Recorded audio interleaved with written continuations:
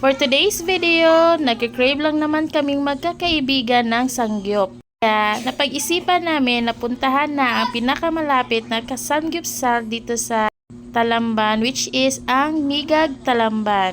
It's my first time pala na nakapunta dito. What? At first time na din na nakakain ng ganito.